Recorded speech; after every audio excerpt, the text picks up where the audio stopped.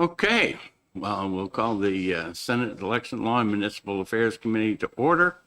We have one senator running a little late and one senator playing tag with all of his bills up in the House today.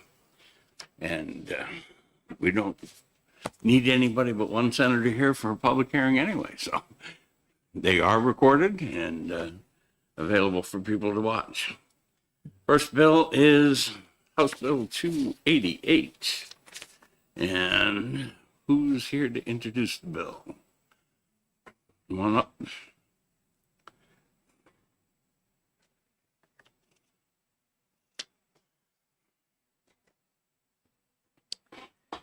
Good morning. State your name and Yes, title of the bill, number, that kind of good stuff. absolutely. Thank you, Chairman Gray and honorable committee members. I'd like to introduce House Bill 288 relative to limiting how far in advance of an election an absentee ballot may be requested. And if you'd like, I'll give some testimony about that. Mike is yours. All right, so just for the record, I am Bob Wary. I'm privileged to serve as a representative for the great town of Hudson, Hillsborough District 13. I serve on the House Election Law Committee and am the prime sponsor of this bill. In reviewing how far in advance absentee ballots were requested prior to the November 2024 general election, it was found that the absentee ballots were being requested as early as August of 2023, roughly 15 months prior to the actual election. In fact, between August of 2023 and December of 2023, a total of 352 absentee ballots were requested. Approximately 1,300 absentee ballots were then requested in the first quarter of 2024, and 1,200 absentee ballots were requested in the second quarter of 2024. While it's no doubt a good thing to plan ahead, requesting absentee ballots this far in advance of an election seems neither prudent nor pragmatic. Therefore, this bill limits how far in advance an absentee ballot may be requested. Federal law requires UOCAVA voters to complete each year, new federal official postcard no sooner than January in the calendar year in which a federal election occurs. So this bill clarifies the federal requirements and specifies the timing for the UOCAVA voters. The bill limits, outside of the UOCAVA voters, limits the period for which other applications for absentee ballots may be made to no more than 6 months prior to an election. This was approved in a bipartisan vote in the House Election Law Committee. I kindly request this committee's consideration of this bill as a practical and reasonable limitation on when absentee ballots may be requested. And if there are any questions, I'd be glad to try and answer them. Questions from the senators? Then I'll ask a question. Yes, sir. Secretary of State has said that the clerks can't do anything with that application until to enter it into the ElectionNet system. They've got a new name for it, but I still call it ElectionNet. Until, that's done, and that's usually done about the 6-month period. Are you aware of that, or? I have been made aware of that. I think it's, I still think there's some challenges, or I'm not sure what the right word is, but it doesn't make sense to be requesting. I used to travel extensively for business and have had to do the absentee ballot process many times. It just doesn't make sense to have someone doing it 15 months in advance. I think that's kind of ridiculous, and I think we should therefore limit that to something that is more practical and reasonable, and that is actually easier for the clerks to maintain and manage at that point. Any additional questions from the senators? Seeing none, thank you very much. Olivia. Thank you.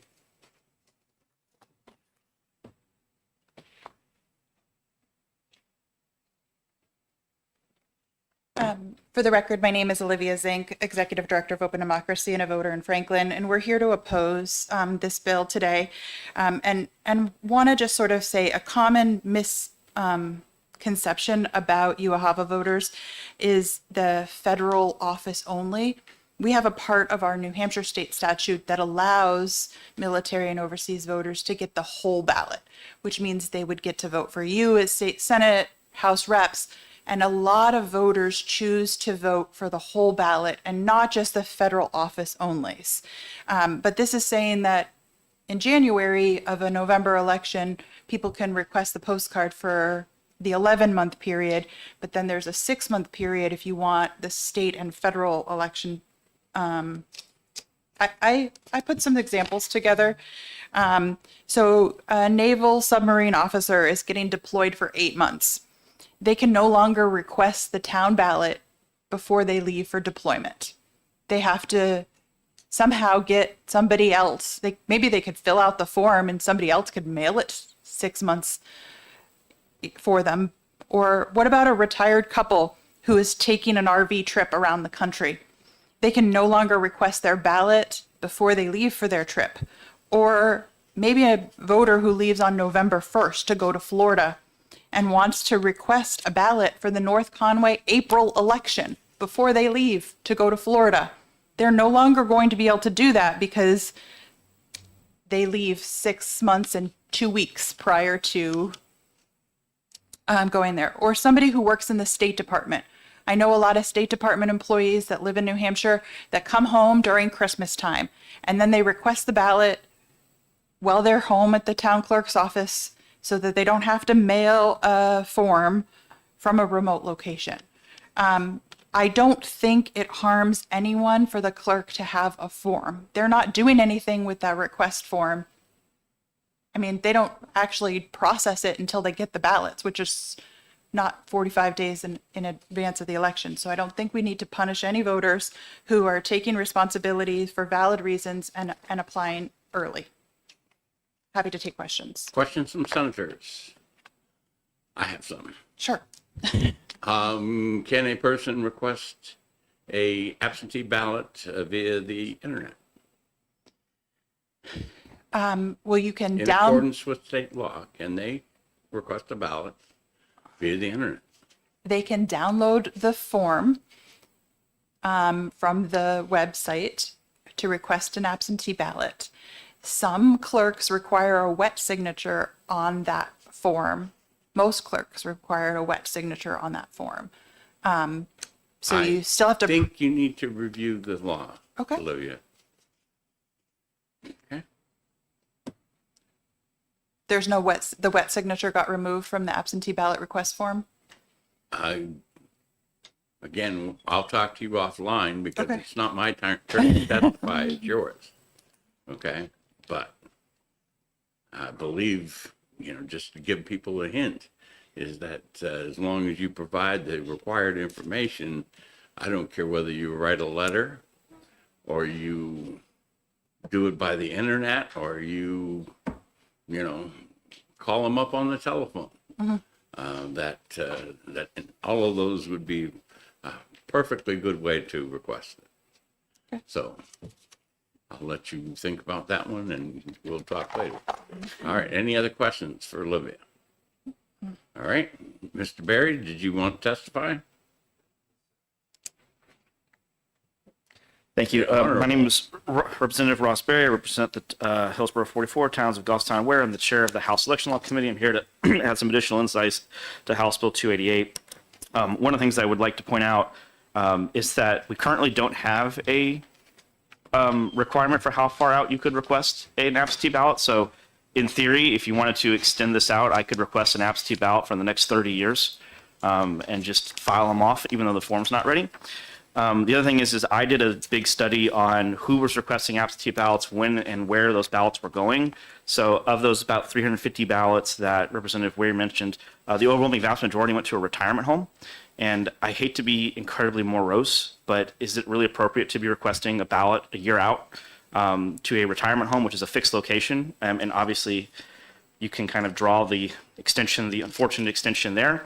But I think a 6-month to request out is a very reasonable cutoff before the election. And all the arguments about, they're going to be in a submarine or they're going to be out in the Appalachian Trail or whatever. The reality is if they can figure out where the ballot has to be sent to, right, they can get the ballot. So the committee passed this. I believe it was a 10-8 vote. It passed overwhelmingly on the House floor, similar party lines. So I think it was like 210 or something. And I hope you guys pass it. Questions from the senators? I'll ask questions again. As far as I know, that there is a provision in the U.S. mail that you can have a general delivery. So you can say, I'm going to be in Topeka, Kansas, and so send it there, and I'll pick it up as I go by. Is that still correct? That's my understanding, yeah. And we don't have a provision on where an absentee ballot can be sent. So if I just find the argument fanciful that they know where they're going to be over a year out, but yet they can't, in that year-long period, they can't ever find a period to send it in that's 6 months out. And I will go back to, at what point would you say it's inappropriate to request an absentee ballot, right? And I think what the House did was we said 6 months is the appropriate time window that you can request out, because as I said when I started, I could in theory start saying 30 years out, I want an absentee ballot here, I want it here, I want it here, and in perpetuity. It's just a matter of how fast I can fill out forms. So I appreciate the concern for the argument of, is 6 months the right time period? And I'll leave it to the Senate to figure out if the 6 month is the right time period. But I would hope that all of us would agree that it shouldn't be indefinite. Any additional questions? Seeing none, thank you very much. Would you just check, make sure there's not any other signatures on the second sheet? There's not? Okay. Everyone who signed up spoke. And on the sign-in sheet, there was 1 in support, 112 opposed.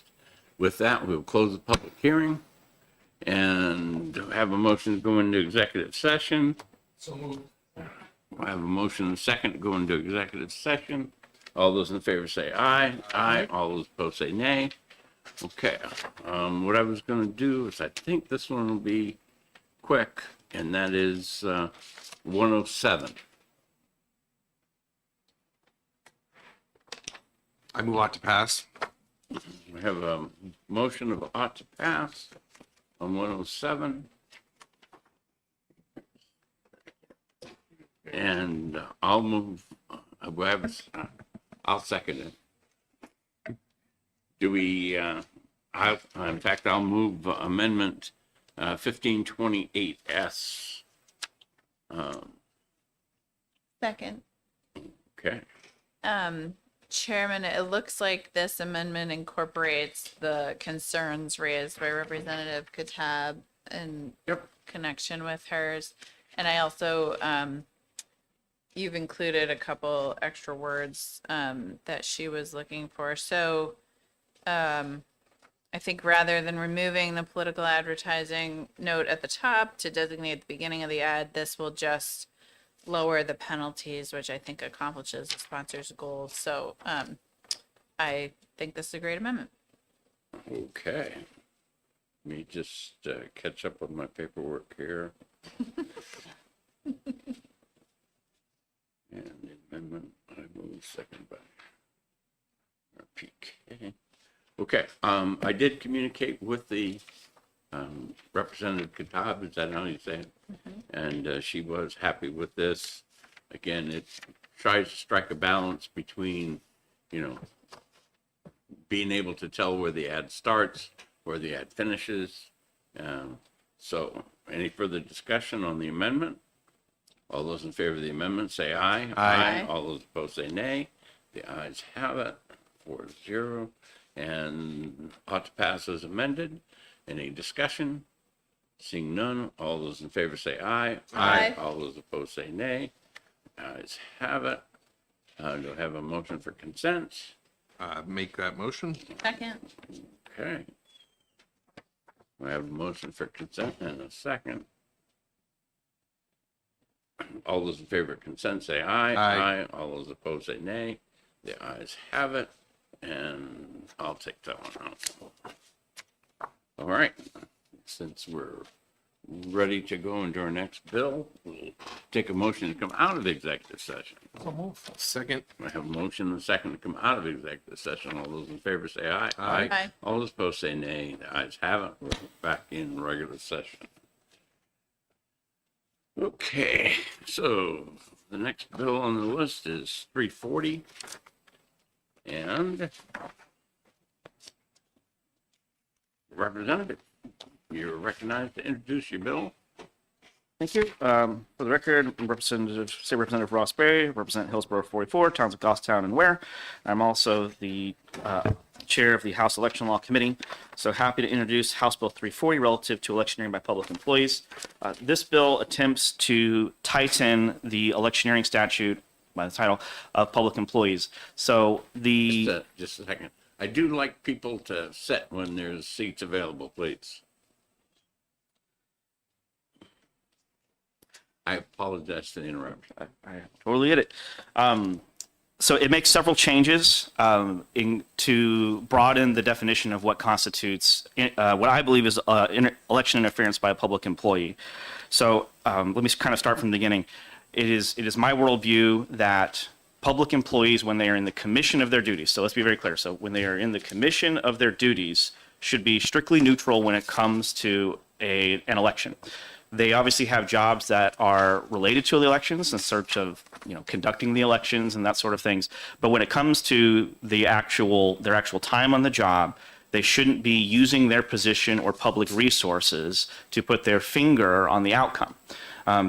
It, I believe, erodes the faith that people have in our system, right? That when they're funded by taxpayer dollars, right? Taxes are not optional, right? If I don't pay my taxes, right, they will come and take my house. That is the inevitable thing that happens if I don't pay my taxes.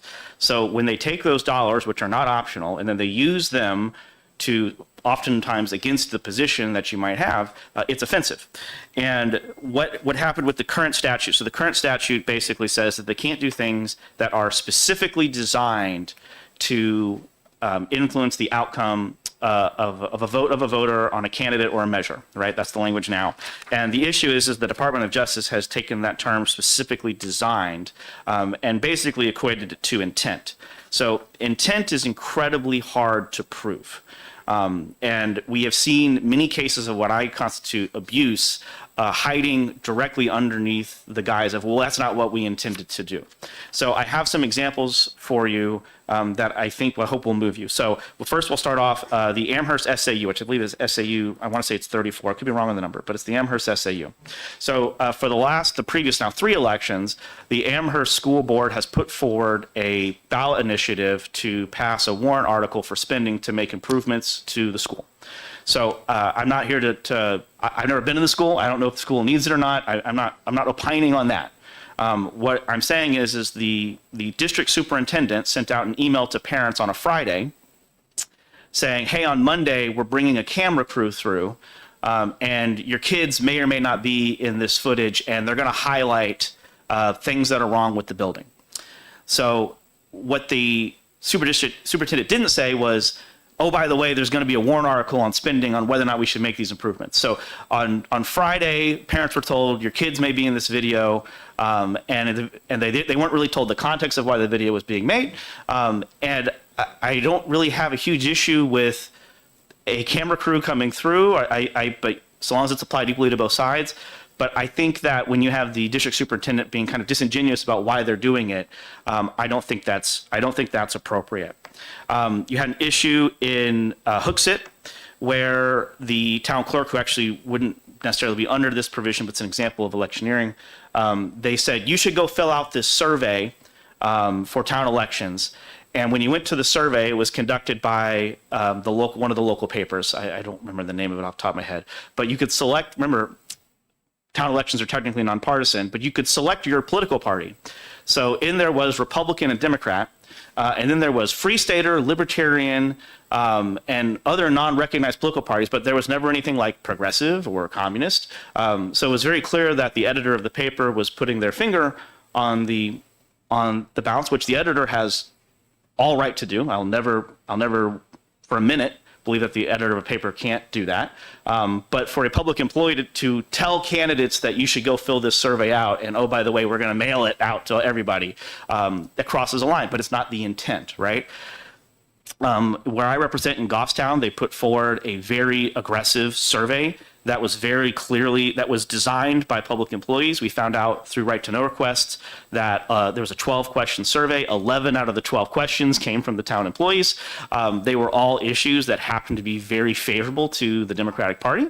And for the members of the Democrat caucus in this committee, I would proposition to you, imagine if the situation was reversed and you got a survey from, let's say, the police department on your position on crime, and they said, we're going to put it on the police department's website, your answers to this.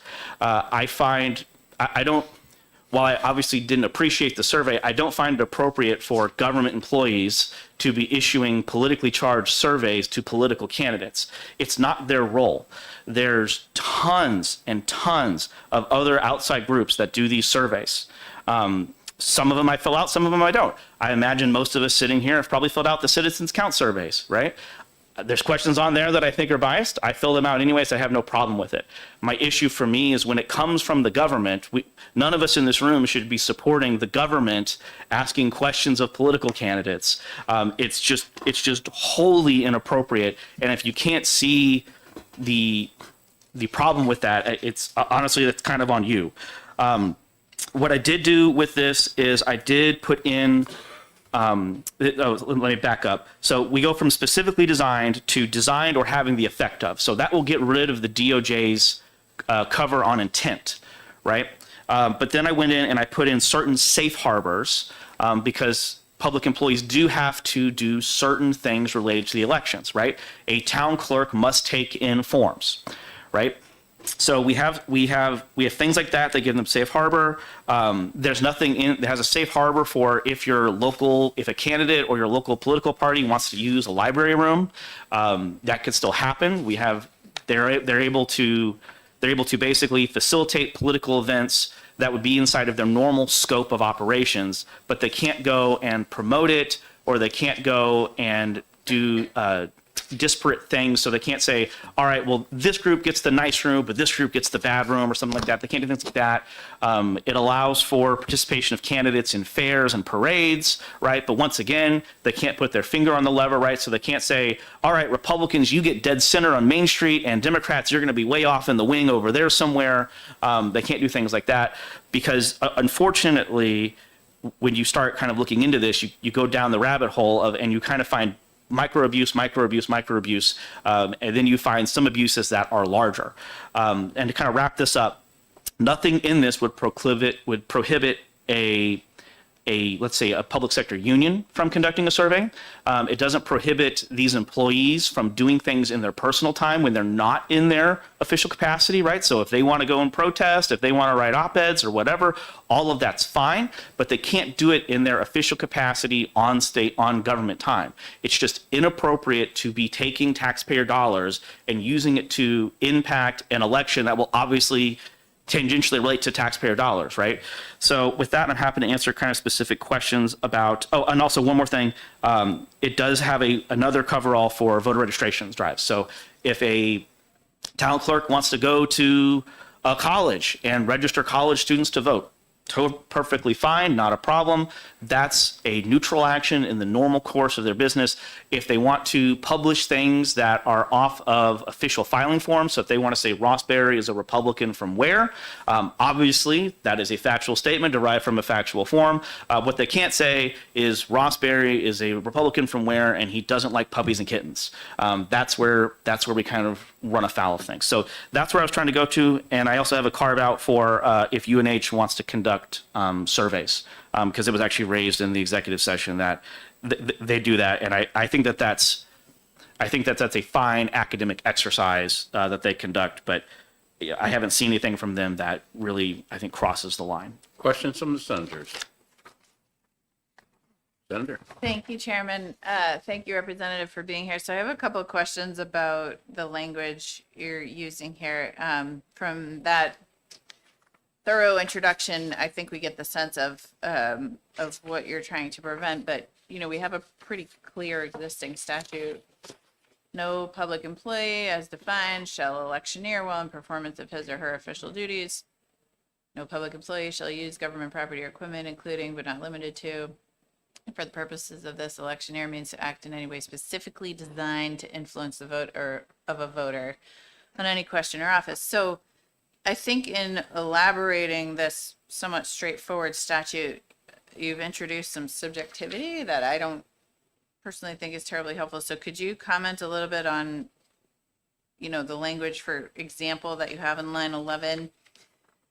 It reads, electioneer means to act in any way designed or having the effect of influencing the vote of a voter on any question. How would one know if an action they were taking ends up having the effect of influencing a voter? So I kind of back up. So as I said in the beginning, the term specifically designed is being used by the DOJ to say intent. And intent is in the eyes of the beholder, right? I can't say what you intend to do. You can't say what I intend to do, because the reality is the only people that know what our intentions are is us. And that is the problem, is they're hiding behind that to do things that I believe an objective person would recognize as electioneering by a public employee. So by stripping that language down, by going from specifically designed to designed or having the effect of, we increase the coverall on this. And the point when the legislature drew this language up, I believe it was 2003. I was actually a Chairman Buckley bill back when he represented Ward 8.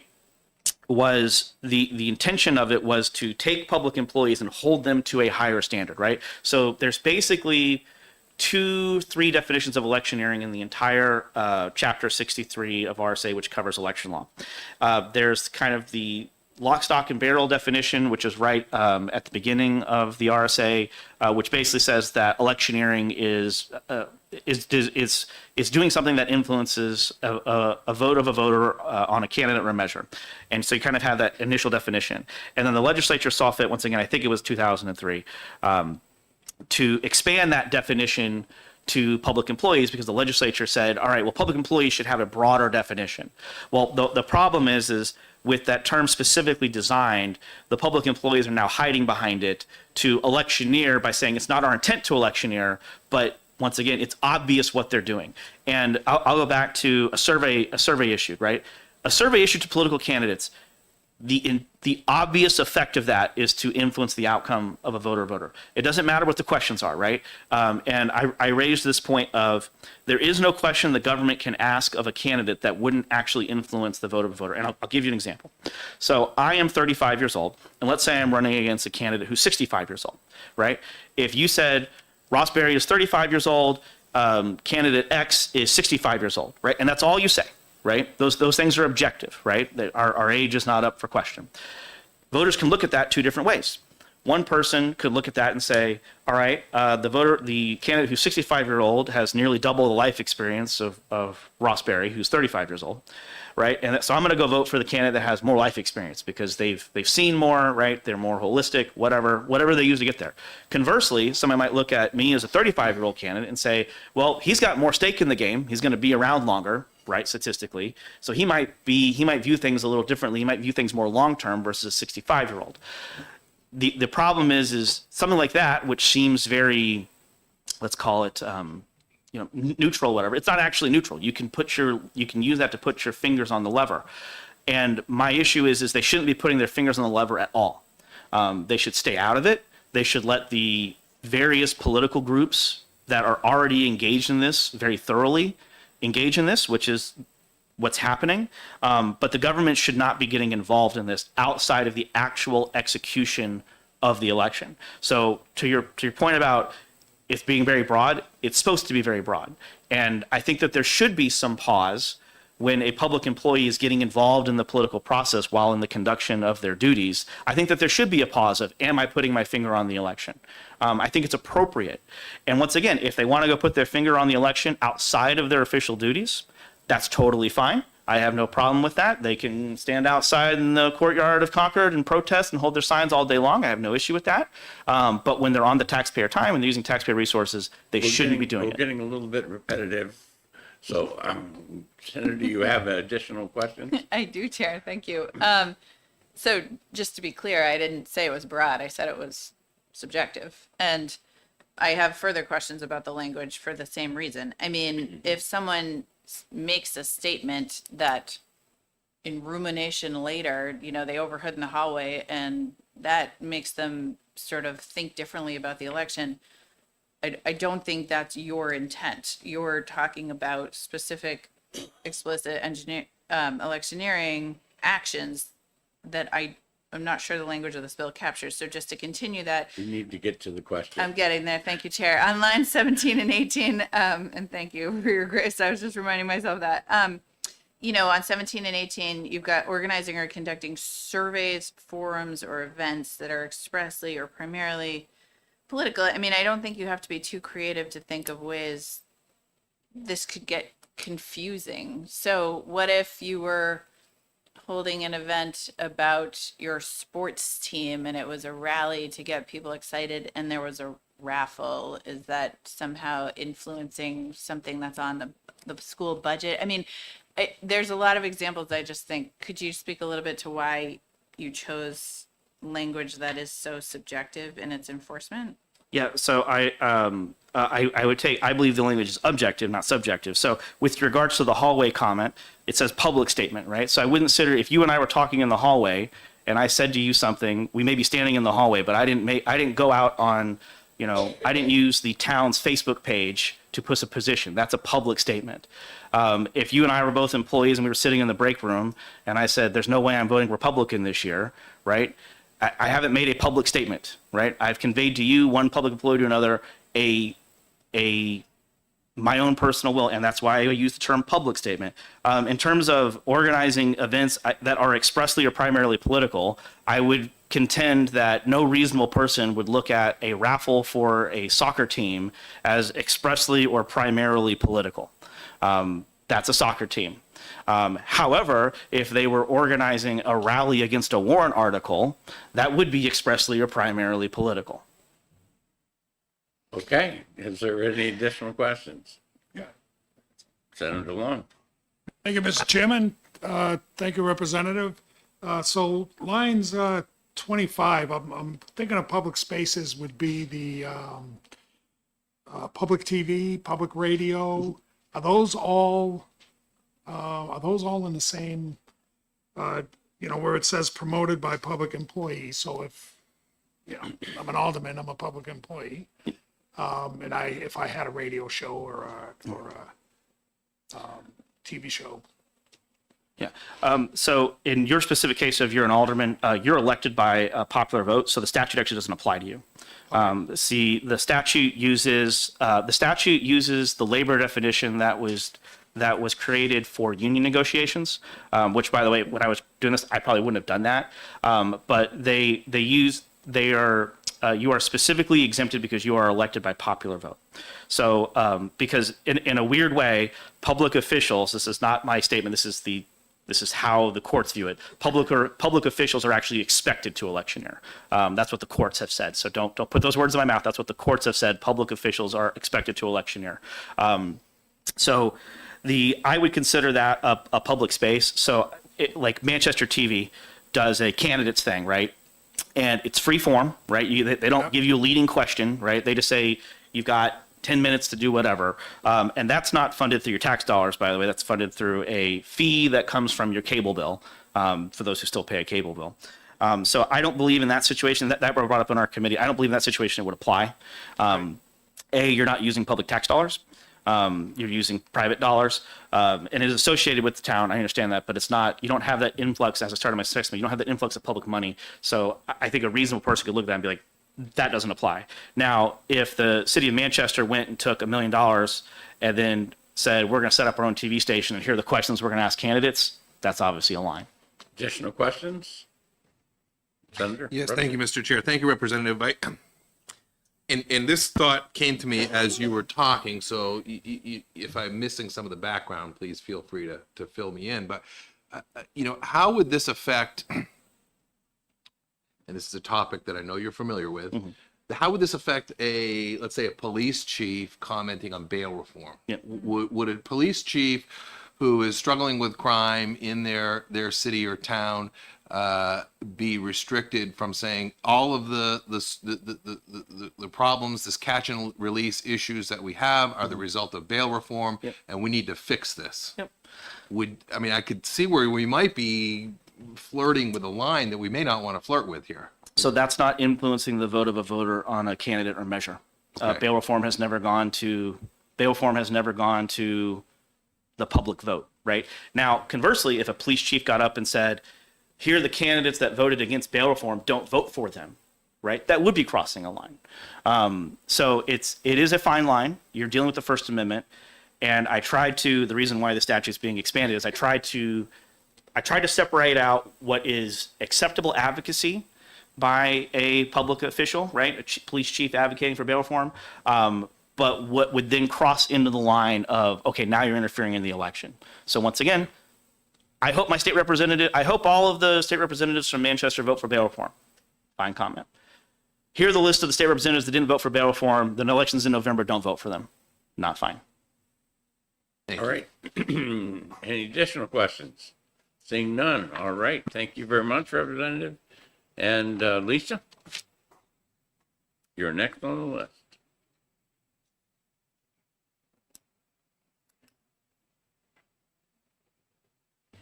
Thank you, Mr. Chair, members of the committee. My name is Lisa Mazer. I represent Hillsborough District 44, towns of Goffstown and Ware. I am here in support of HB 340 FN.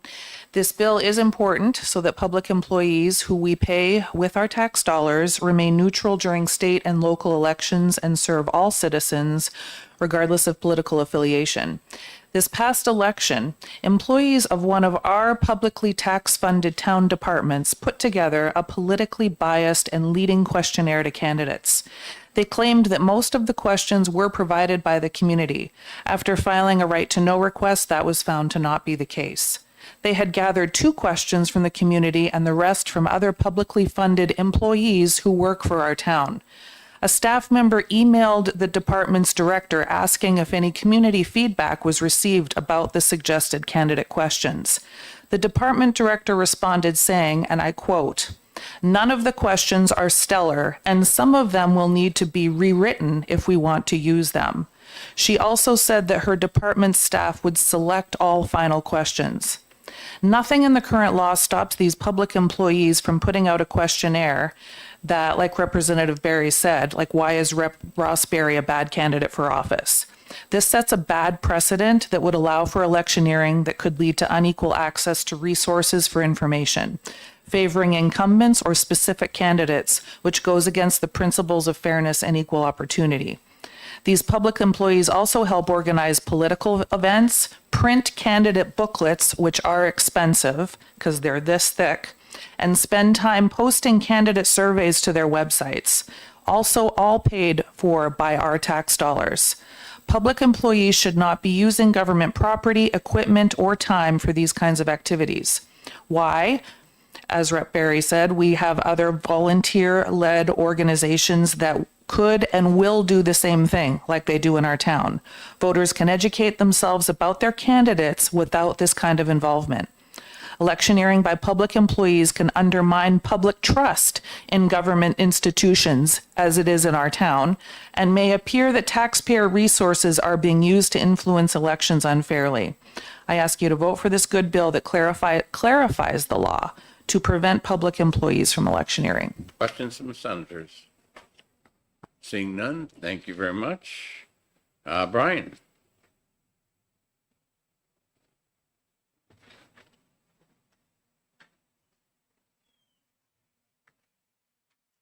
Thank you, Mr. Chairman. For the record, Brian Hawkins, representing NEA New Hampshire. We represent employees in K-12 and some higher education schools across our state, and we're here in opposition to House Bill 340. We certainly support the current law and the prohibition on electioneering by public employees when they're in the performance of their duties. So I want to make that clear. And or using any kind of government property to do so which is what the law states today. I think it covers a lot of what the sponsor, if not all of what the sponsor was talking about earlier. And in the effort to tighten the law, as he mentioned earlier, I think he's broadening it too much. And so we think that this potentially vastly expands 659-44A because of that move. It was brought up earlier, so I won't repeat. But going from specifically designed to in any way designed or having the effect of influencing. So this is extremely broad, and I think, and as was brought up earlier, subjective.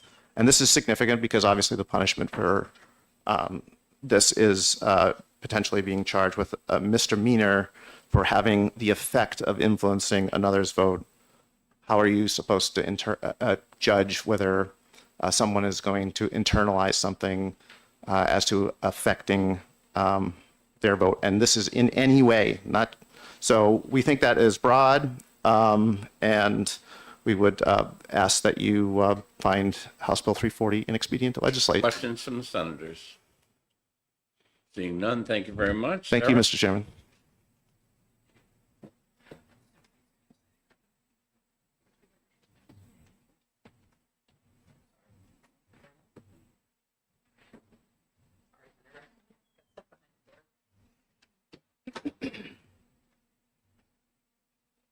Good morning. My name is Sarah Burke Cohen. I represent the New Hampshire Municipal Association.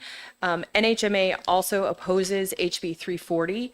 I will try not to go into terrible detail. We believe that the language in this bill, as it is supposed to be clarifying, is broad and subjective. We have some concerns about distributing or displaying campaign materials if I'm a building official and I use my personal vehicle to go inspect and I have vote for Senator Gray on my bumper. Is that distributing or displaying information? I'm a public employee. I have it on my personal vehicle that I'm using for public use. Making public statements could be, I'm a police officer and I am going to pick up coffee at Dunkin' Donuts. I'm on duty and I make a statement to a colleague or someone behind the table saying, oh yes, I'm going to vote for Senator Perkins Coca because I like her. It could be a public statement that is influencing someone's vote. If somebody overhears that, that's problematic.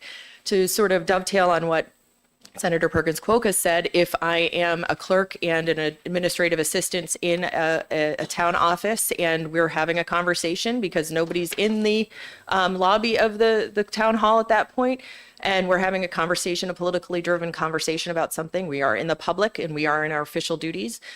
If someone walks in and overhears that conversation, it is a personal conversation, but technically it becomes public when they walk in. It becomes problematic. Organizing and conducting surveys. Forums are things that municipalities do. They have candidate forums that they do come and invite candidates, have candidate introductory nights and the like to allow the public to get to know their candidates. This has been an important part of New Hampshire for a very long time. This bill as written, with its alleged clarification, is going to be a chilling effect on speech for public employees because they're not going to know what is electioneering, what's influencing somebody's vote, or what's not. With that said, NHMA opposes this bill, and I'm open for questions. Questions from the senators? Senator Long. Thank you, Mr. Chairman. So with respect to libraries, I know a lot of libraries will use personal political forums. If this were to pass, would libraries be off the table for any candidate forum? Well, It's a public place. I would say that in that case, I believe that the sponsor and had stated that he attempted to carve out the use of public spaces or facilities for private by private individuals, groups, or organization by lawful political activities. If you're renting a space and the library is open, I know like Concord has rooms that you can rent. I would assume that that would be considered an open space if you're renting it to everybody. Hey, anybody can use this space at any time. It's my understanding from what the sponsor said and reading this that it would be acceptable to use a private space if you're a political candidate. If you wanted to rent a space, as long as it's available for both you and Senator Rochefort, if they, either of you wanted to rent the space, it seems like that's what the language of the bill indicates. Okay, thank you. Additional questions? Seeing none? Oh, Senator? Sorry, Chair. In your work with the municipalities, have you heard any concern about this language of specifically designed, which seems really well tailored to what we're trying to prevent? Yeah. Again, I mean, I think that right now, the current definition of the statute, I think is what is adequate. Specifically designed, again, I think that we haven't. I'm sorry, I lost my train of thought, Senator. Senator, would you restate the question? Yeah, just give me Okay. one. Yeah, restate the question, and it'll give me a second to. No problem. to Just put things in mind. Have you heard municipalities or any public employees therein sort of raising concerns about the existing language of specifically designed, which seems appropriately tailored if you're going to enforce against somebody that they had specifically designed something to be electioneering? Right. Thank you. Sorry. It No took a few problem. minutes No for the problem. synapses. No problem. Senator Rochefort, sorry, I had my name tag upside down this morning. So it's been a rough morning. So we have it. I mean, we see, I think the instance of that's been brought up, some of the instances brought up that the Attorney General's office is looking at these and saying that these aren't specifically designed. I mean, yes, there is some intent. I mean, it's okay. The interesting sort of look at the surveys that are out is trying to parse between whether you're a public employee giving a survey question or whether you're a citizen of that town giving a survey question. Because let's face it, you're both when you're standing as a public employee. And if you are a citizen of that town, you have a right to ask your candidates questions as well. So we haven't seen, we haven't had a lot of questions relative to that because it is fairly clear. If my intent is to say, hey, I really like party X over party B, I'm gonna, skew as much as I can. We haven't seen that. I mean, do we see candidate nights? Yes. Do we see forums? Yes. Do we see surveys? Yes. And, the survey, some of the surveys at issue have been found to be, not breaking the law. Additional questions? Seeing none, thank you very much, Henry. Thank you.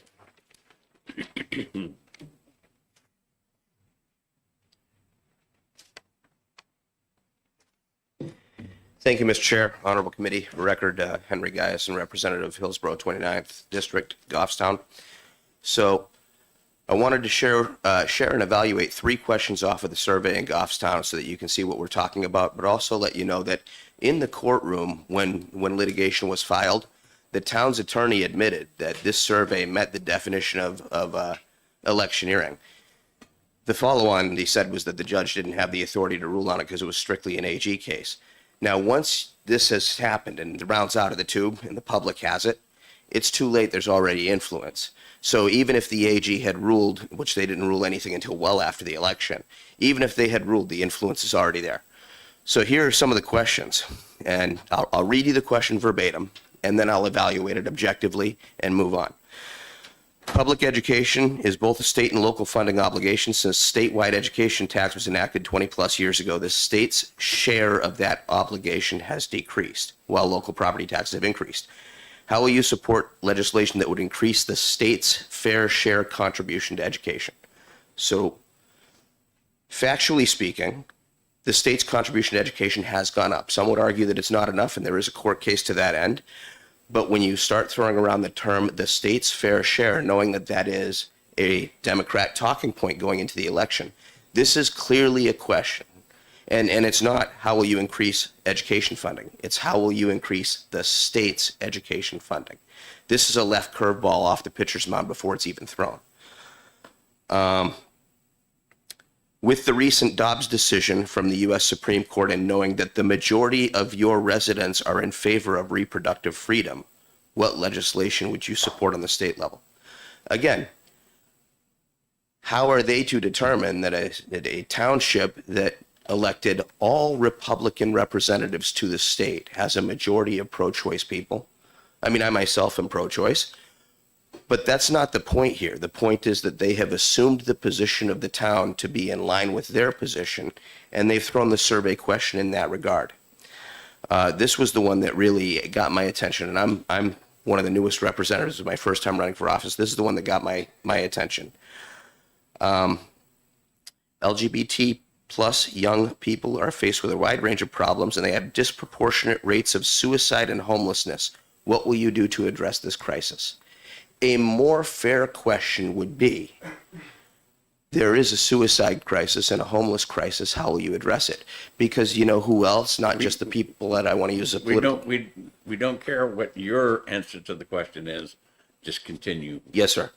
So to use a demographic that is in line with your political ideology, that is 80 to 90% partisan, you could do the same thing with the veteran community, 80 to 85% Republican, and say veterans have an increased rate of suicide and homelessness. The more fair question would be, what are you going to do about suicide and homelessness? It's a partisan question, and that's my point. So without further guide rails, we're going to continue to see things like this, and even if something crosses the line, the time it takes to litigate and to get it pulled back is already lost time in an election. That influence has already happened the second it's published. So we absolutely need to have stronger guidelines on what somebody can do on a tax-paid computer, tax-paid telephone, on taxpayers' time, and on a taxpayer's salary. Questions? Seeing none, thank you very much. That was the last one on the list. There were 6 people. Can I hop on?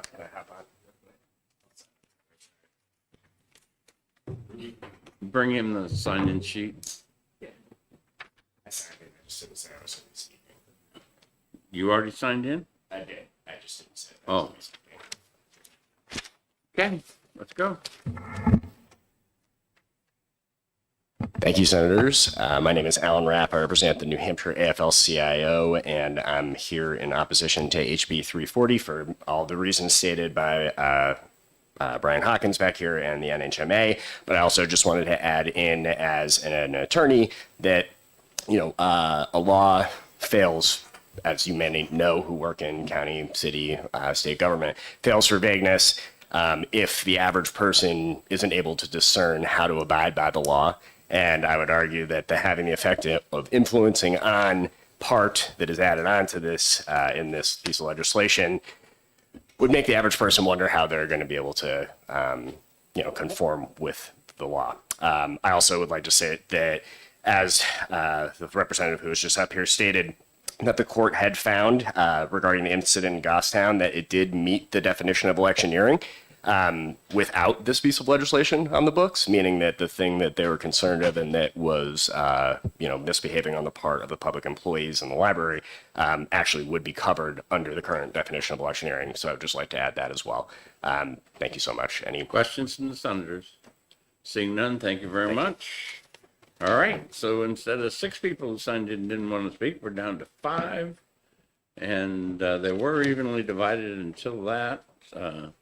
People who signed up online were 4 in support, 110 opposed. And with that, we'll close the public hearing and we'll be ready for the next one in just a minute. For the rest of the committee, I've had a request to hold this one and not act on it today, so just for your planning purposes.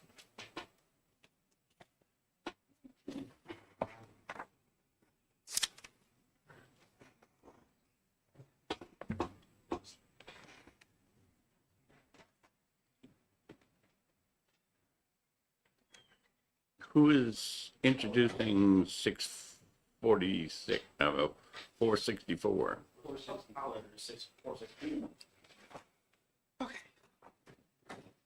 All right. You guys are probably already tired of me. Just a second, I gotta check, make sure we're ready to go. She's ready to go. All right, well, open the public hearing. All right. My name is Representative Ross Berry. I represent the town of Goffstown and Ware in Hillsborough 44. I'm the chairman of the House Election Law Committee. I'm here to introduce House Bill 464, prohibiting certain candidates for political office from participating in the counting of ballots. It's not really it's not really, the title doesn't really actually reflect what it says. They can't already count the ballots. This is the pre-count, so basically the inventory count. This was brought forward to me, but basically you have candidates that are on the ballot who are touching the ballots before the election, and that obviously creates, I don't believe that there's fraud happening there, but it obviously creates the opportunity for the allegation. So the committee amended the bill to say that you either if you're going to participate in this process where you're handling the ballots, you either need to be one of the constitutionally protected officers that conducts the election, right? So obviously the moderator, the clerk, these people have to touch ballots, right? They just have to.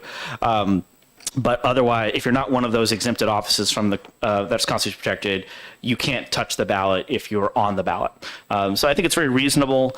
This is happening before the election, so this isn't happening in the window of election day, right? So I think the concerns about finding people are, it's not that they're unfounded, but I think it's diminished.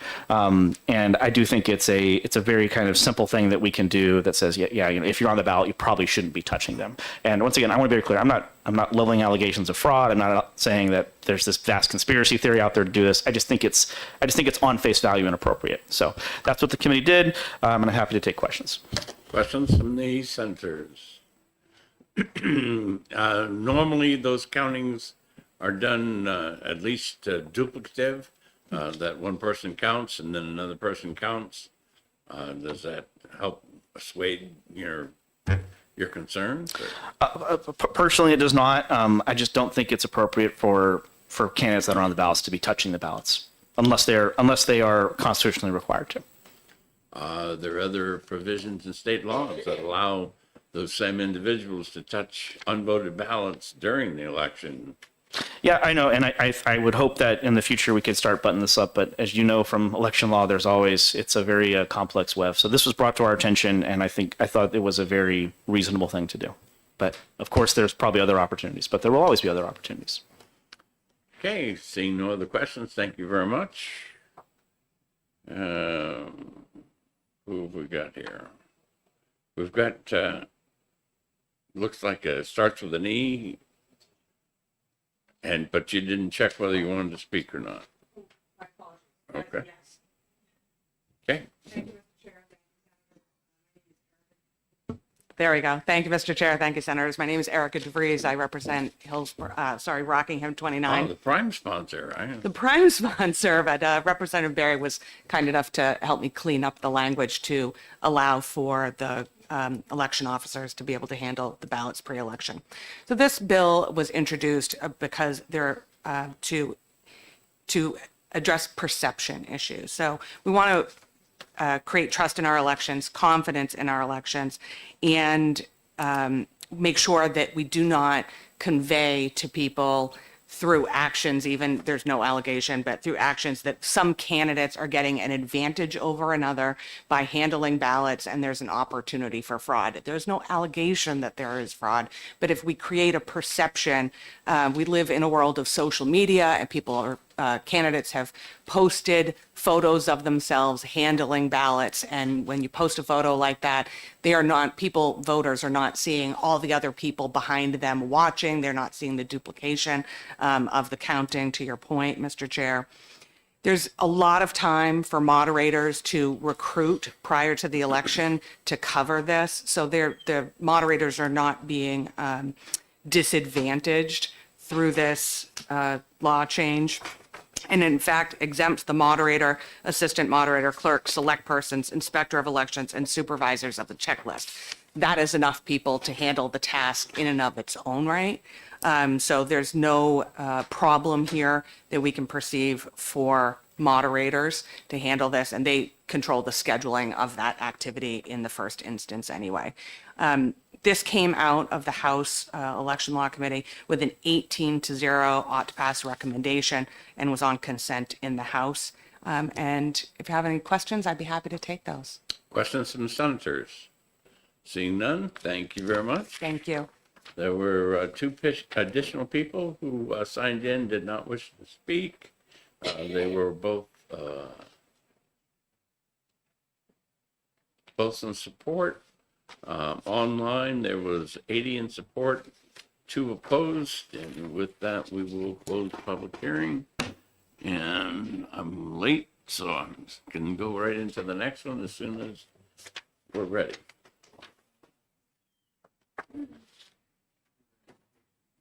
And for the senators, tentatively, that's the one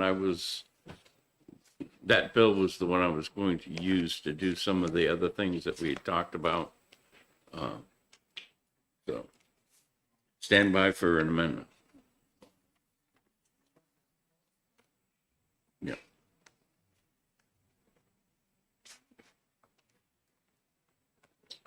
You ready? All right, who's introducing 474?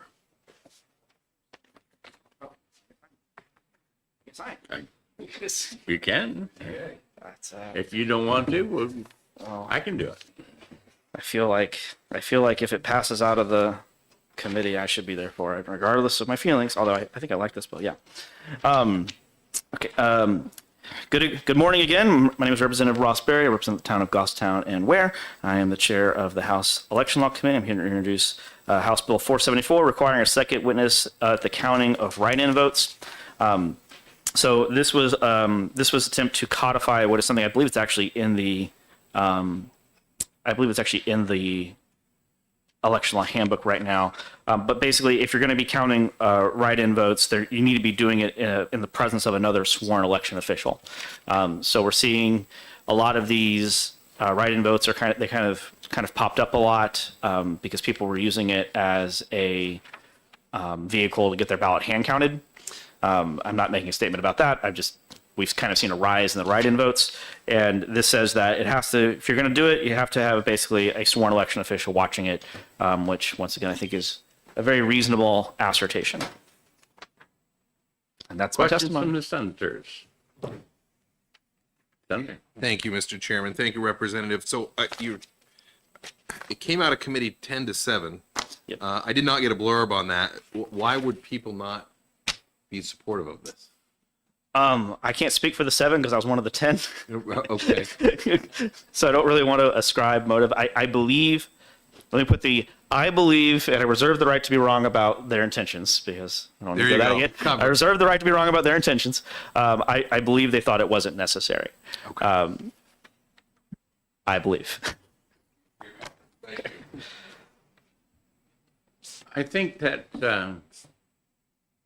we should ask you a question to describe the new process for processing write-in votes on the new equipment, because it differs significantly from the old system, if you would.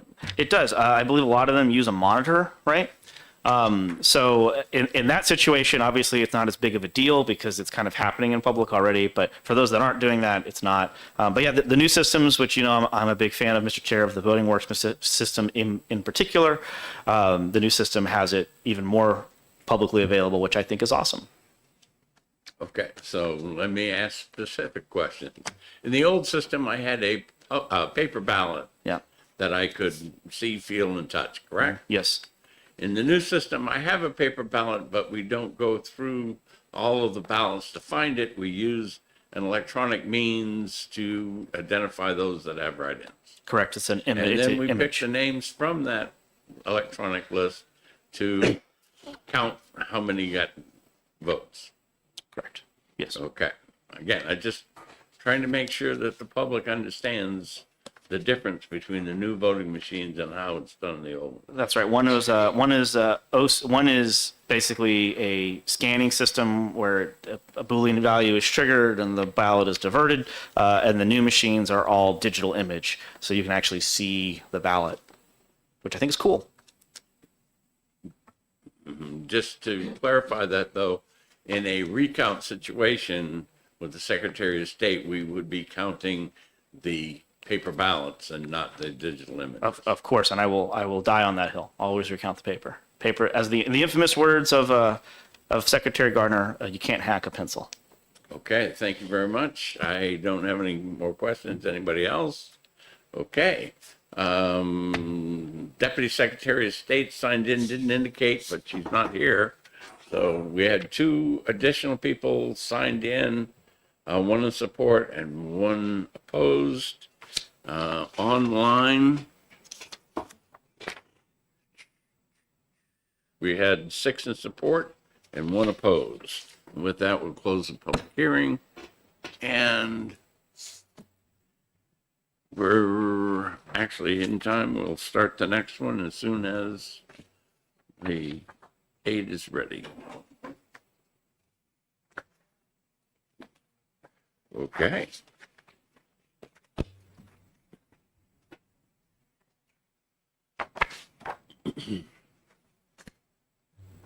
Representative Howard. All right. Thank you, Senators. My name is Representative Heath Howard. I represent the towns of Stratford and Barrington in Stratford District 4. And today I'm going to be introducing HB 569, which allows for the establishment of countywide communications districts.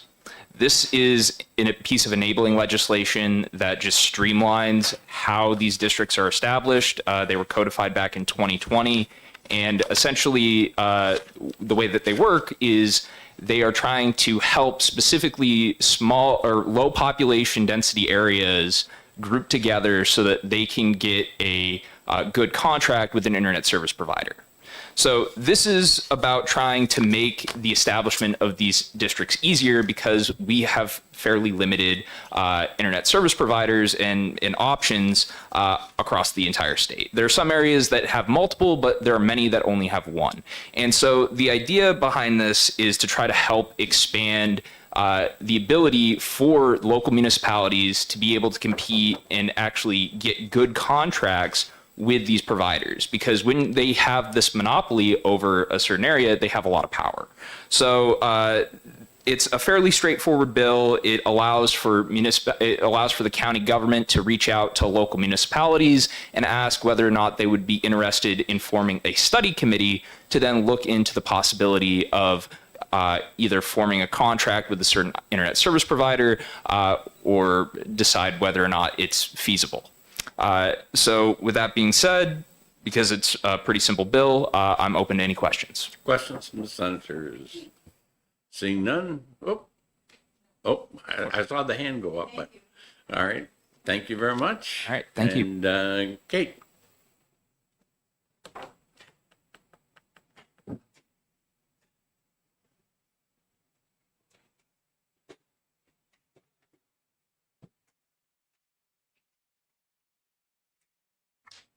Thank you, Mr. Chair, members of the committee. My name is Kate Horgan. I'm here on behalf of the New Hampshire Association of Counties. The association does support this bill. We think it's a fairly straightforward and easy bill. It doesn't require anyone to do anything, but it allows an option for counties to come together with their municipalities to study whether or not a communication district would be of use to that area. Representative Howard covered all of my talking points, so I'm happy to take any questions if there are any, but that will conclude my testimony. Okay, questions from the senators? Seeing none, thank you very much. Thank you. That's the last one on my list. And we have a couple of minutes, but there was one additional person who signed in support, did not speak. And there were 3 people online, all in support. Okay, with that, we'll close the public hearing, and I'll take a motion to go into executive session. I have a motion and a second to go into executive session. All those in favor say aye. Aye. All those opposed say nay. We are in executive session. I didn't see any opposition to the bill we just heard, HB 569. Do I have a motion? Second. TP. Senator Roseford, Senator Long. Any discussion? All those in favor say aye. Aye. All those opposed say nay. The ayes have it. Do we have a motion for consent? All those in favor of consent say aye. Aye. All those opposed say nay. The ayes have it. And, okay, Senator Roseford will take that one out. Okay. Going back into some of the older bills,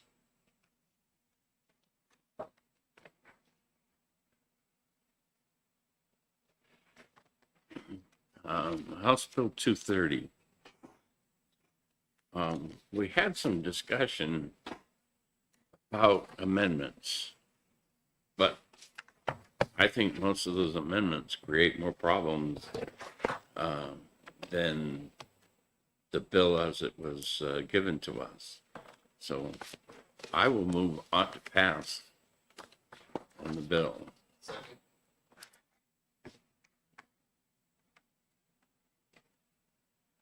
Discussion? All those in favor say aye. Aye. All those opposed say nay. Yeah, I haven't even looked at it yet. The problem is writing down the count. I didn't really hear ayes, but I didn't hear any nays either. So I'm going to. Chairman, why don't you buy us a minute? Could you tell us which bill we're on? Just so we don't 230 is the one about the public health officers. Yeah, thank you. And I see my fellow member talking. Okay. So, the pending motion is OTP. pending motion is ought to pass. Right. I believe Senator Lang wanted to bring in an amendment, but he is not here. And I'm offering OTP, and I do not intend to bring in any amendments.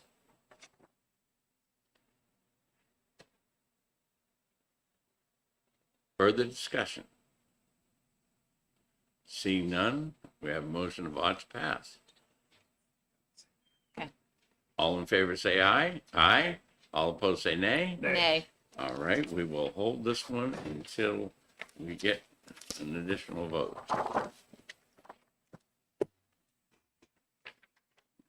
Mm, 626.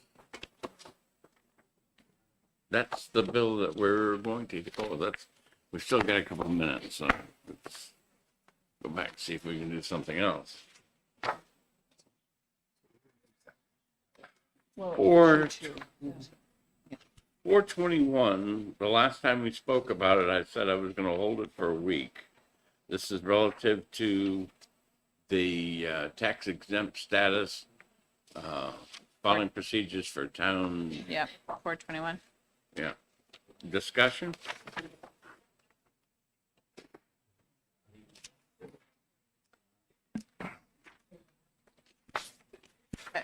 I think we had conversation on this last time, and we were just trying to determine if it was the right role for the town to be sending out these forms. Yeah, I mean, I'm sympathetic to their circumstances, but I don't know if that's.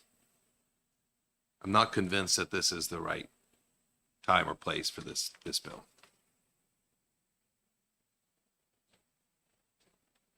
I mean, you're now putting that an additional task on the town to notice the tax exempt filing procedures. And I think actually what we talked about was perhaps noticing it on a website rather than sending out additional forms, as I recall. Mm-hmm. So the things that you're talking about are in section 1 of the bill. Yes. That's pretty much all that section 1 does. Does section 2, 3 stand on their own?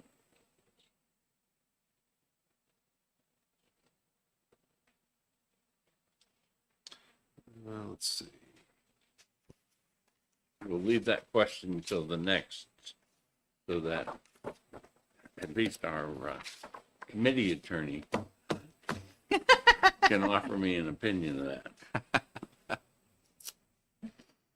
We'll take a look. Okay. All right. Being time, we can come out of executive session if I have a motion. Move to come out of executive We have a session. motion, Second. and we have a second to come out of executive session. All those in favor say aye. Aye. All those opposed say nay. We're out of executive session, and we're ready to introduce 626 House Bill.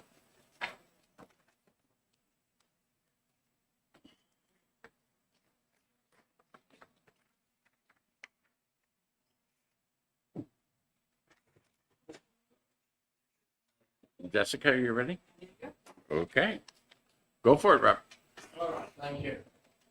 Let's see, that's on now. Morning, Mr. Chairman and Senators. So I have here a copy of the testimony that I had presented to the House Committee, which I will pass round, if I may, send along. Oh, thank you. And I'm not going to ask you to listen to me read it all out again. What I will say... If you did read it out, you'd be violating the Senate rules, which are on that sheet in front of you. Well, that's interesting. I'll have to look at that later. Notwithstanding, I do recommend this bill. I think that having a vulnerability disclosure program is not only an important thing for the state, but it's something that is recommended, as you'll see in some of the referenced attachments to that testimony, by the National Association of Secretaries of State and by the Cyber Center, Cybersecurity Infrastructure Security Agency, CISA.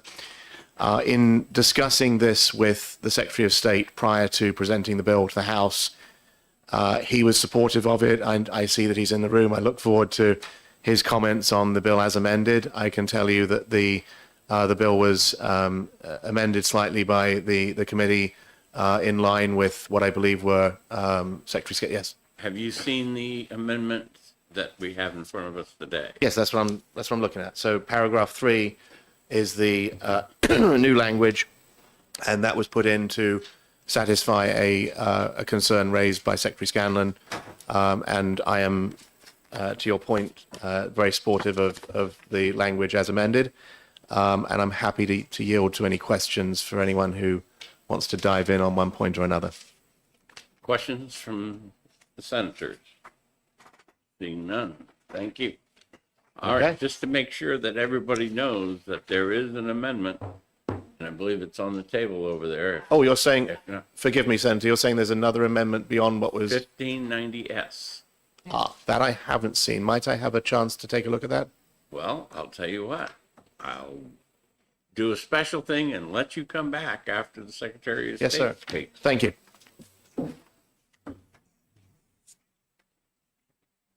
Next, Mr. Chairman.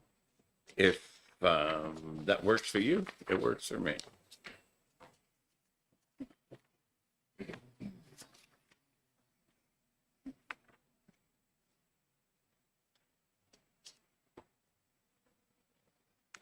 Thank you, Mr. Chairman, members of the committee. I'm David Scanlon, Secretary of State. And as Representative McFarland said, I am conceptually in support of this bill.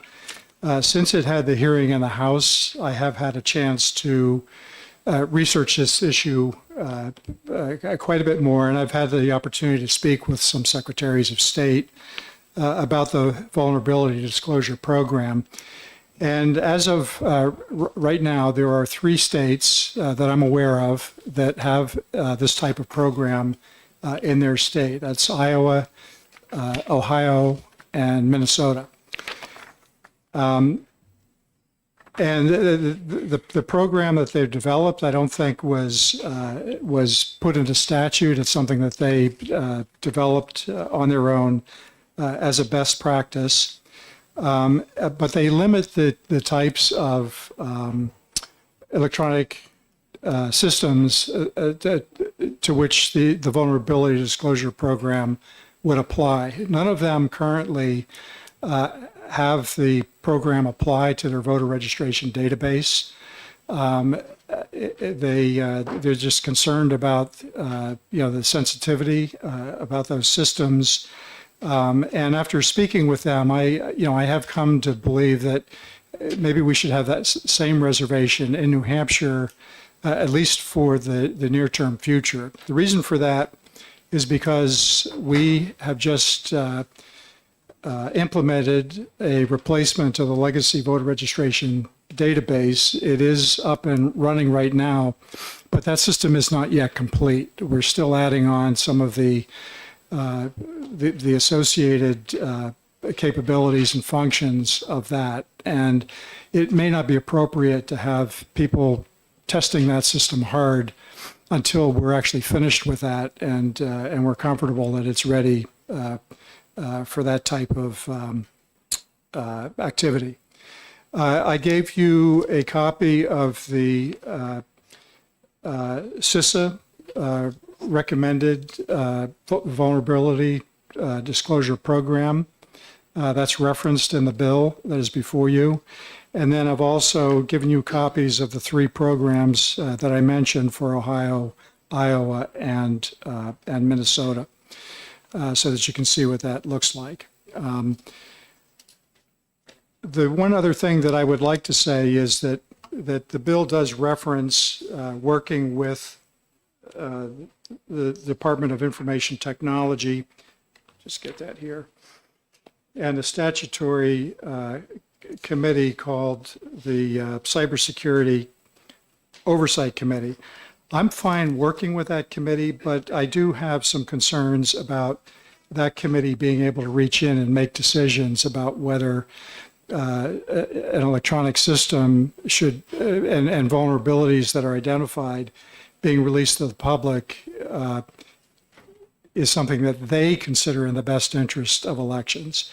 As the constitutional officer that's been elected by the legislature to oversee that, I want to have the sole responsibility in that regard, because ultimately I'm the one that is solely responsible. And so if something goes wrong, I want to own it completely.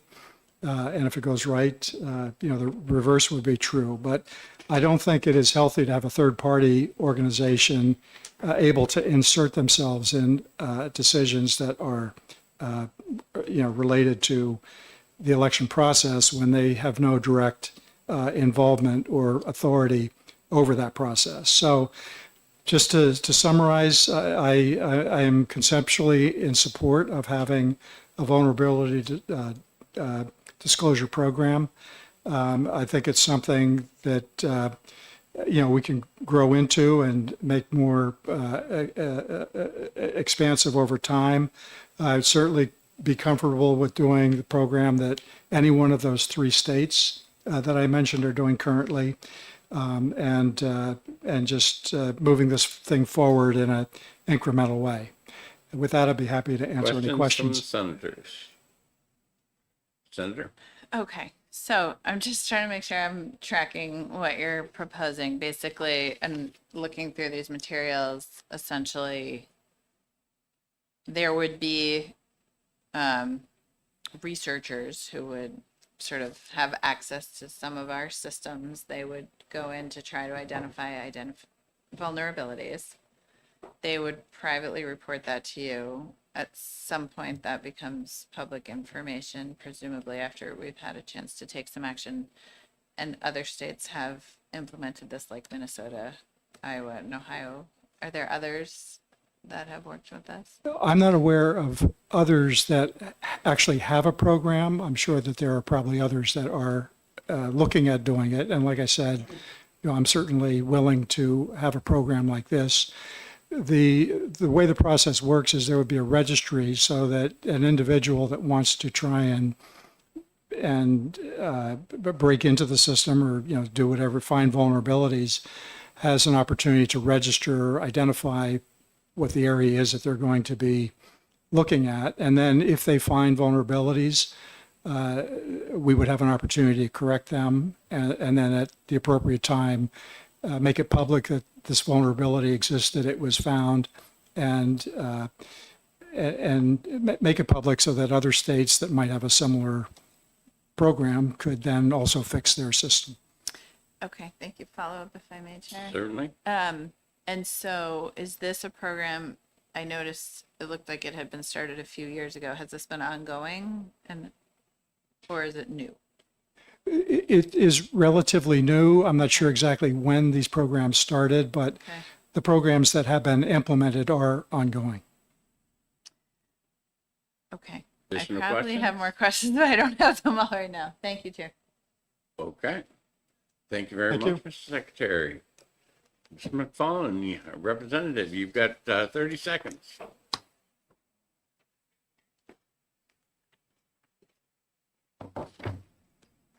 Thank you, Mr. Chairman.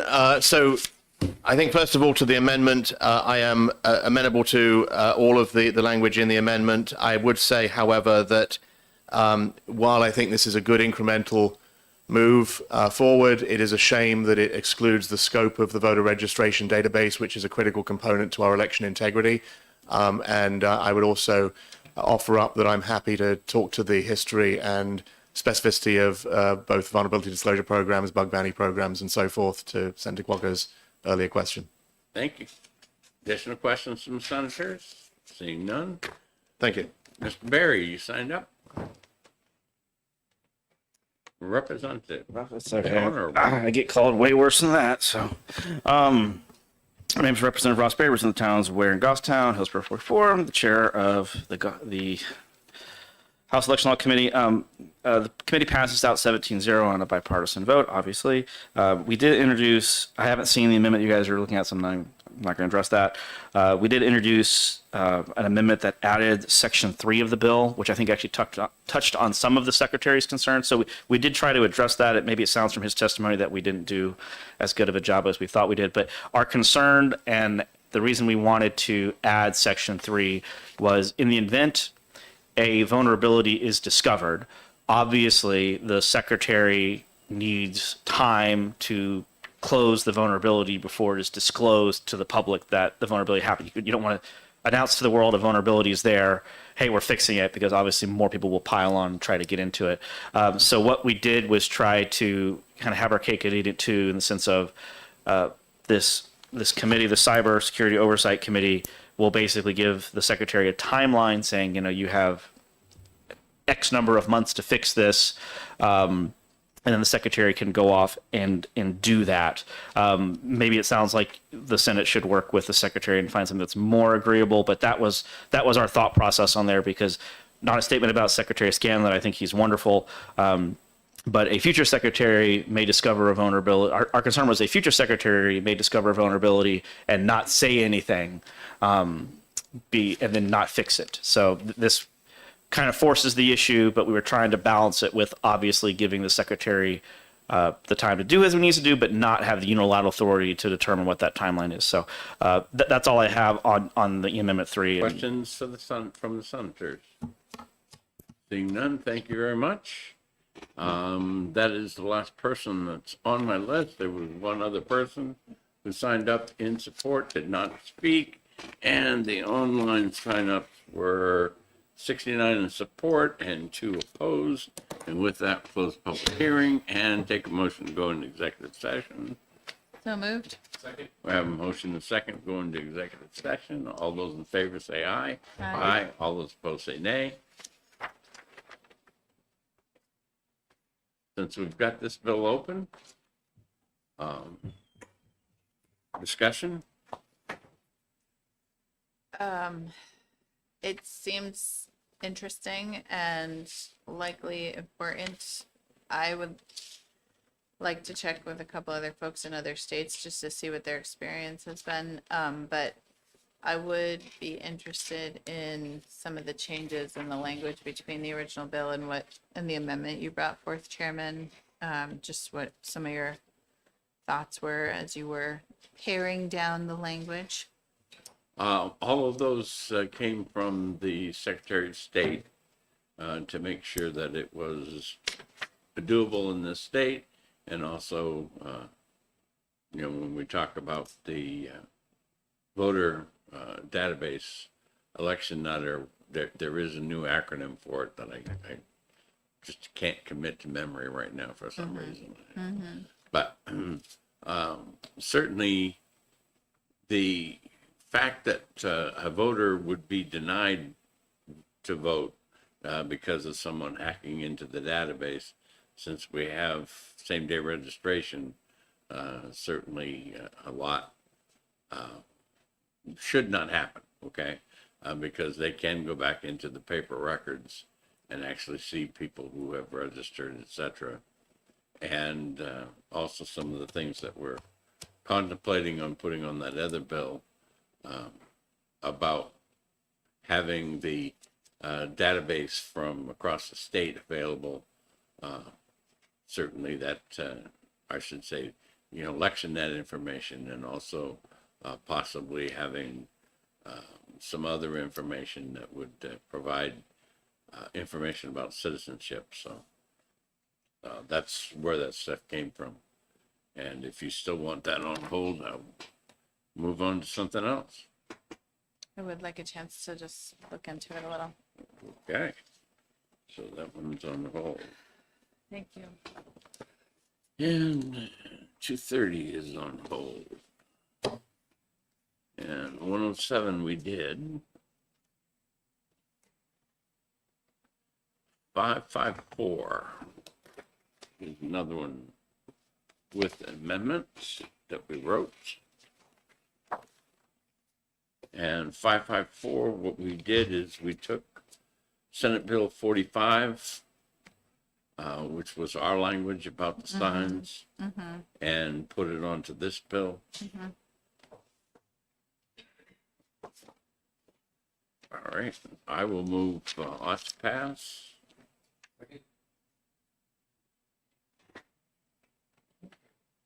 And then I will move amendment 1540S. Second? Okay. Further discussion? All those in favor say aye. Aye. All those opposed? 4-0. Now we have the ought to pass as amended. Further discussion? All those in favor say aye. Aye. All those opposed say nay. The ayes have it. Do I have a motion for consent? So moved? Second? All those in favor of consent say aye. Aye. All those opposed say nay. The ayes have it. And I'll take that one out unless somebody else wants it. I'll take it out.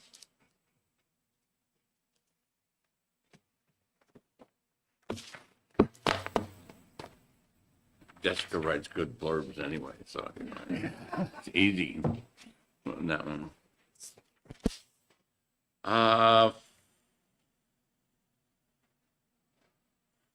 421, we were talking about that one, not doing it today, right? Okay, 288. We did 288, I think. Or did we? That was today. That was today. Yep, that was today. I don't have any notes on my thing, so. Discussion on 288.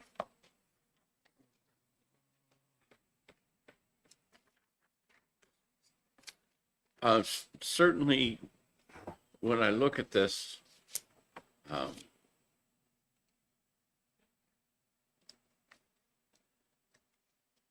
having worked at Portsmouth Naval Shipyard for many years and knowing a little bit about ballistic submarines, which are the ones that are often not able to communicate for long periods of time, I'm not really going to be able to solve that one because there's no way to get them to ballot. Okay. So I certainly think that 6 months is appropriate. I think that it does need to be put into, and again, I'm going to call it election net, before that information can be processed. There is a possibility that if these things are done way in advance, that some of our clerks may not be as organized as others, and trying to keep it for a long period of time when I can't enter it into the system creates problems for me. So I am happy with the bill, and I'd be happy to move it on to pass. As a motion, I'll second it. It is. I'm inclined to agree. The only sort of example we heard that I thought was sort of persuasive was the snowbirds. And so I think it's important to remind that one can receive an absentee ballot by mail. However, there are some pieces of legislation this year that require us to prove citizenship and I believe domicile if it's different than our registered address. Connection with applying for an absentee ballot. So And one of the things that's discussed there is about the notary. I've actually looked into the state, and a notary can actually, through Zoom or, those kind of things, actually complete a notary process. So, if they have a device that will allow them to do that, if they can go to a public library, where they are and have that same connection, certainly that diminishes my concern over that. And also that if in the other bill that we're talking about, we actually do have a person who has a real ID and can contact the DMV to make sure that the citizenship block, which they currently have into the database, if that's available, to me, that's a government record certified before, a government worker. And it certainly would make the more likely than not standard that, people are telling me is the appropriate one when we're talking about these voting records. So that issue, although, it may cause a little bit of concern, shouldn't be, in my opinion, something that stops us from doing anything. But, and if a person didn't want to use a video conference for a notary and they contacted a notary in their own location, that again, so. yeah, that satisfies it.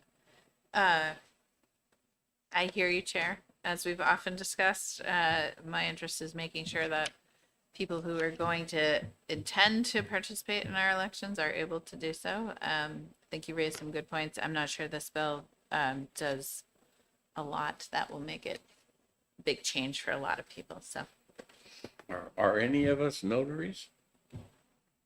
No? Okay. I just thought I'd ask.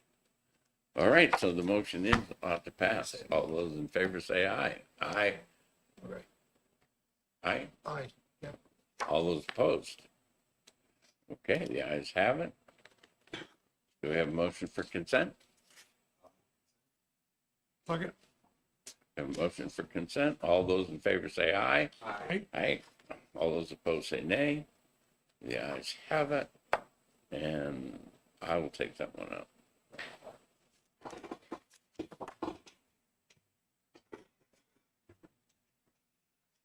All right. 340, was asked to hold that one.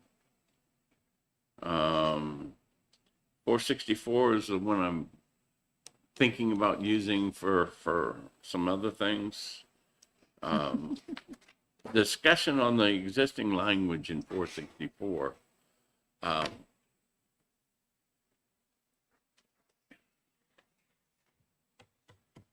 guess if I were going into there, one of the things I would take out of a person who could do the counting is the inspectors of election. And the reason I would take them out of that list of people who could do it is because they are appointees of a political party in the way the system is. Other than that, those ballots are double counted in every district that I know, and I will,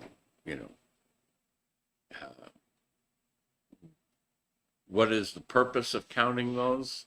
Well, at the end of the day, when you're processing all the different ways you're supposed to come up with those counts, one of the ways is you take the number you had when you got there, you add to that the number of absentee ballots that you received, then you subtract off the ones that you have left, both that, the absentees don't usually make it to the polling place, but if they needed to be brought in because of shortage of ballots. So, you know, in our communities right now, those that are using voting machines, it counts the number of ballots that go through. There are other provisions in the law that talk about what election officials can and can't do, whether they're on the ballot or not. And this just seems to be more restrictive than what we can do on election day. So that's, I'd like to get further discussion from you guys, how you feel as to when I write an amendment, what I do with that particular language. Yeah, if I may. Yeah, Senator Long. Yeah, I'm good. I agree with the inspector of election. But the rest of it seems fair to me. I could support it with the removal of inspector of elections. I agree. Actually, I hadn't considered that until you brought that up, and I think that's a really good point. And I definitely think that should be stricken, and would concur with everything that you've said thus far. All right, so I'll take that in consideration when I write the amendment. Okay, 474.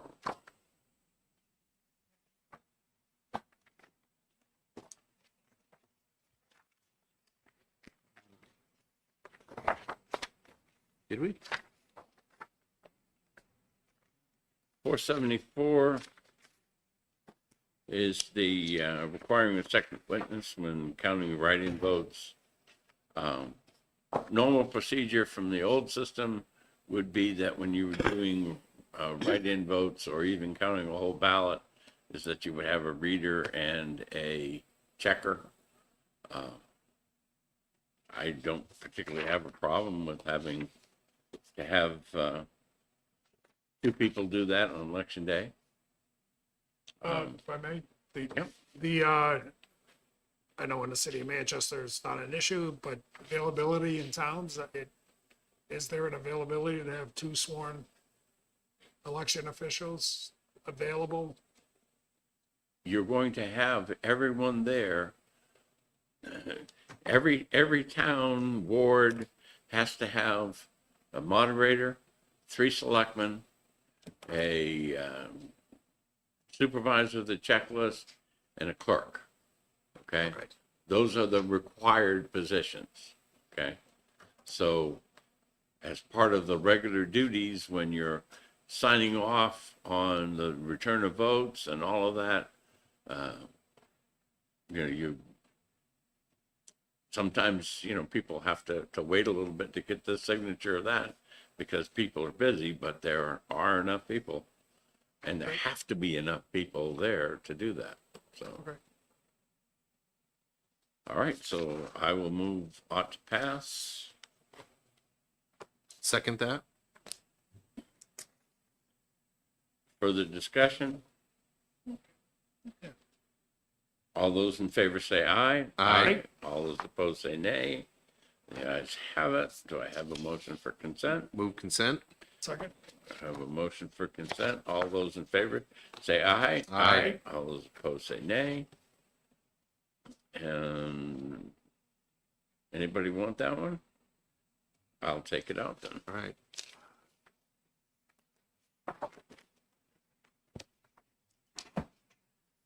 Uh, 569, I think is the only one we haven't talked about. Oh, we got that one. Oh, did we? Yeah, that was 4-0 on consent. Okay, Yep. all right. Yeah. So, is there anything else anybody wants to bring up? And we got you out almost for 11. Yeah. All right, do we have a motion to come out of executive session? So moved. Second? All those in favor say aye. Aye. All those opposed say nay. Our business of the day being complete, we are adjourned. Aye. I'll listen back. If no one else, Yeah. let me go find the folder. Political advertising.